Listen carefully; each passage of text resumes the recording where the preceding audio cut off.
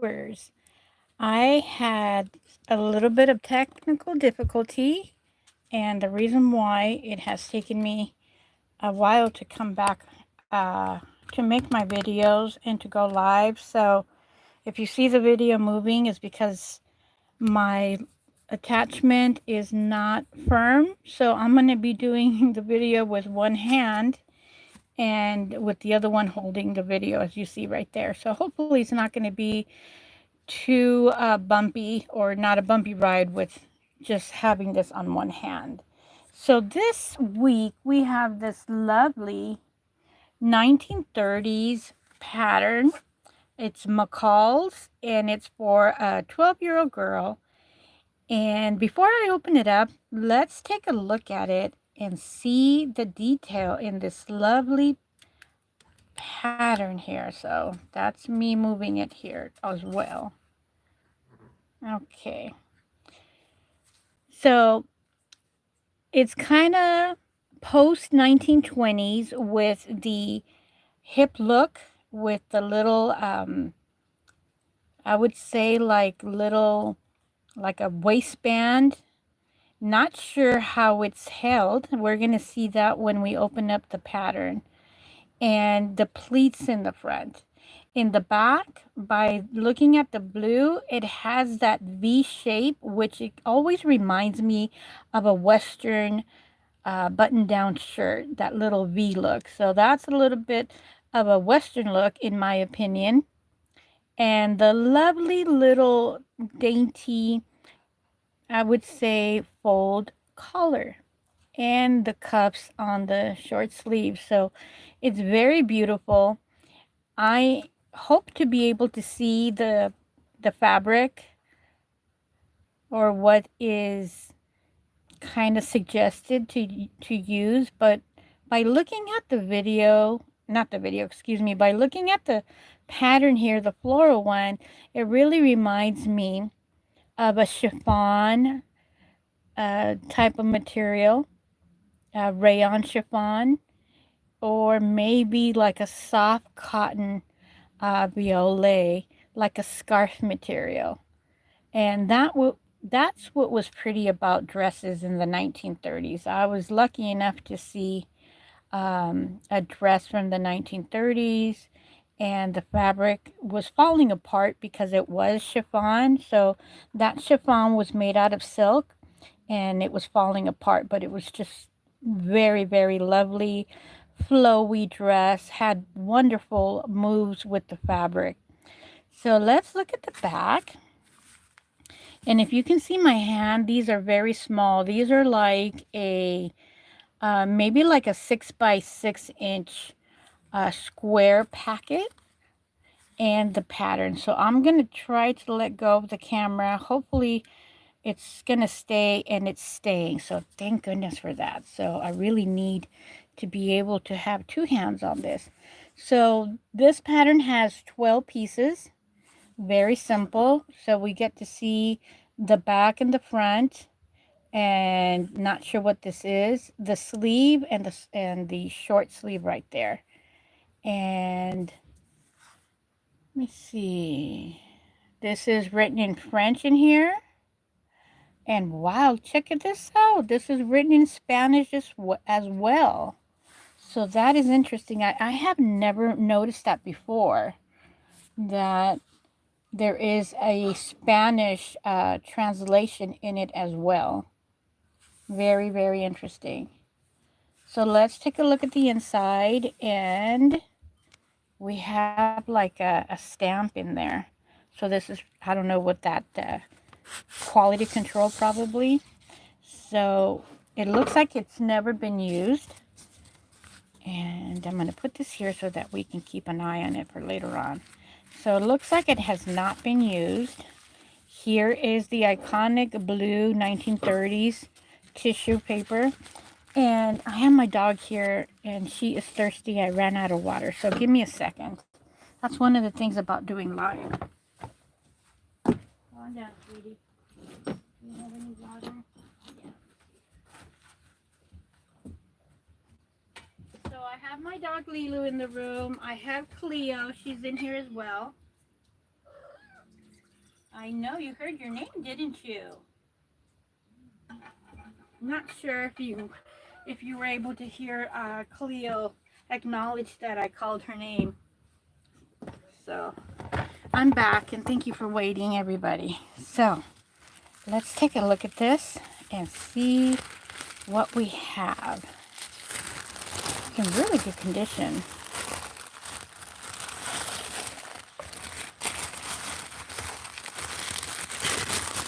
Oh, look at this. There is something in there.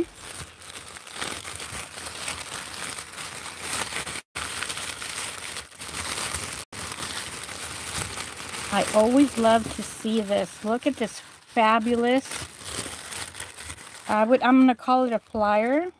Look at the wonderful color. This has never been opened. It's never been used.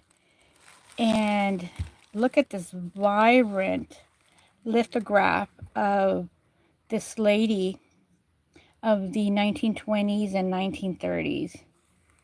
Just absolutely beautiful.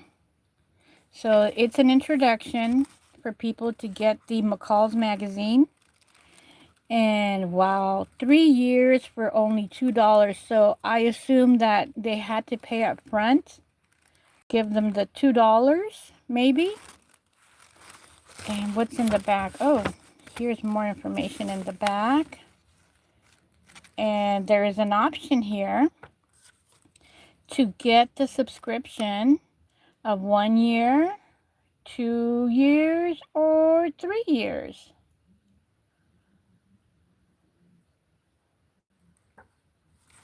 And let me see what it say here. I accept the offer that I have checked. You will find my remittance enclosed. Please begin sending McCalls to, and then the address.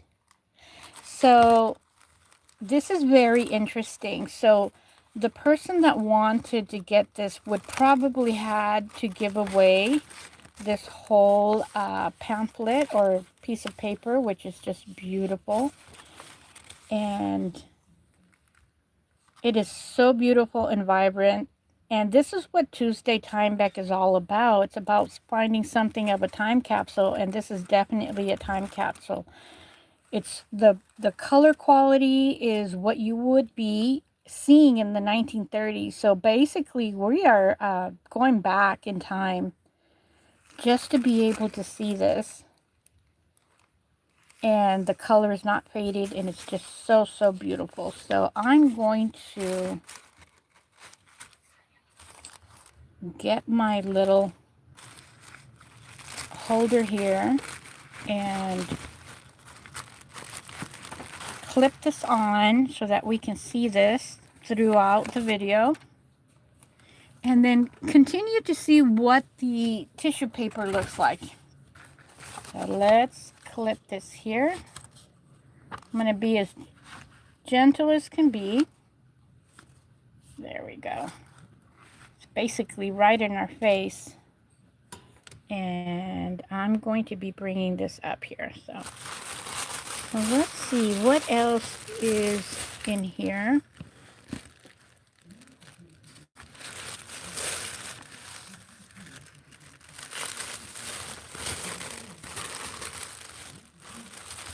So the pattern is, they're pre-cut.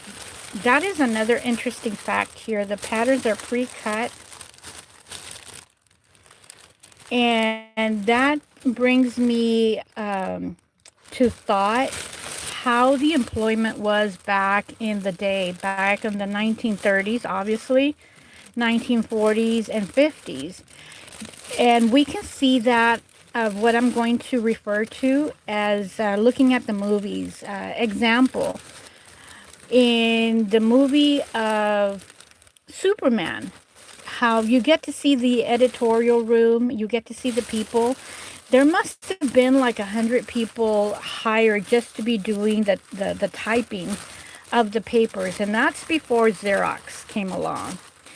And you had a lot of people doing work, a lot of people were employed, and I can I can go ahead and give you my feelings of that, of having people that had jobs now.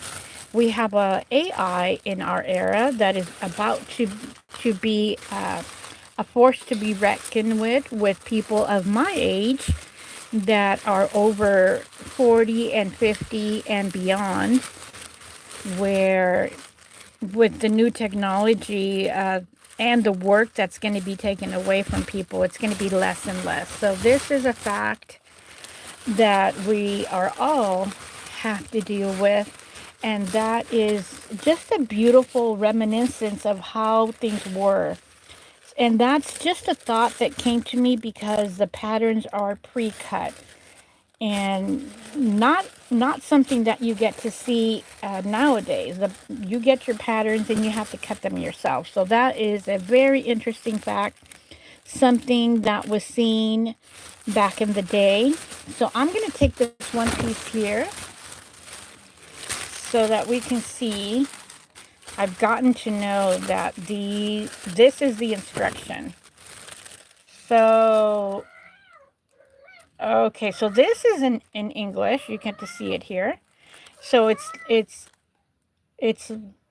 numbered by number 1. So you get to see here in number 1 how you're supposed to align the pattern. Number 2, and this is the instructions of back in the 1930s. Number 2, you already have the pieces that are sewn together. So it's giving the seamstress an idea of what you need. And right over here, if I bring this a little bit closer, you get to see more numbers. And the numbers right over here. So right here, it says number 1 in the number 2 section. Sew front to side front. Number 2, sew the yoke tie to yoke front. Number 3, sew the yoke and the front and back. Oh my goodness. Look how specific and down to the point it was. And okay, so it's number 3 and 4. So sew yokes to 4 front and back. 5, join under, and 5 and 6, join under arm and shoulder. 7, sew collar to neck edge. 8, sew sleeve band hands to gathered sleeves. 10, 11, join seams to sleeve bands and gather or short sleeves. 12 and 13, sew sleeves into armholes. So that this is a very interesting fact right here. You have to sew the sleeve together, and this is very, very hard because you get to do this nowadays still with men's suits. You have to sew the sleeve, and I find that very, very hard to have this exactly the same circumference as this right here. So that is something that I have trouble with. And number 14 and 15, join the cuff seams and sew onto sleeves. So that's this one right here. Times have changed, that's for sure. And over here it says how to make, oh, this is one very large piece of paper. How to make tailor's tacks. And on number 3, how to sew band to gather edge. Okay, this one right here is fairly easy. How to finish a hem. And that's my kitty cat, Cleo. Finishing, seam finish, and how to sew collar to neck edge with binding. So this is what you get to see. This, this part right here, this is what you see when you sew suits for men. This part right here. And this is so that it can fold. So that is an interesting fact. And right over here is unlined collar with picot edge. So I'm not sure if I'm saying that correctly. So very, very interesting. They were sewing little girls' dresses just like they sewed the suits. And just like they sew the suits now, still. and that's by this part right here. And in the 1940s, we're going to be bringing 1940s patterns so that you see. In the 1940s, I don't know what happened to the fashion, but women's fashion was very much like men's fashion. You had dresses in the 1940s for ladies that was literally like a suit jacket that was attached to a dress. And the same went for the little girls' dresses. So again, besides it being pre-World War II and during the World War II, that's what the fashion was like. And I'm going to check for information when I bring those 1940s patterns so that we can see what exactly happened with that fashion.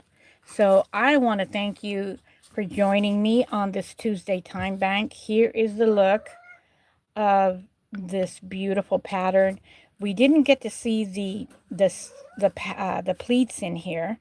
You got to see from 1 to 14 what we have to do, but there was no mention whatsoever about doing the pleats.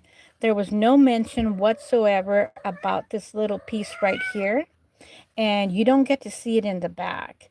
So I think at that point, people sewing got to see this and put it on themselves. And you can see by the top over here, I am in twilight time, and my cat Cleo is really, really vocal. So we'll see you in the next Tuesday Time Bank. More girls 1930s fashion, and those are pre-recorded, so early in the morning you'll be able to see it starting next week. Thank you so much. Please don't forget to give me a thumbs up, a comment, and a share. The shares are helping my channel grow, and that's what I'm working on each moment of the day. Have a great one, everybody. And Cleo says bye. She's been a good girl. She's in her new table. She's having a lot of fun. Bye, everybody.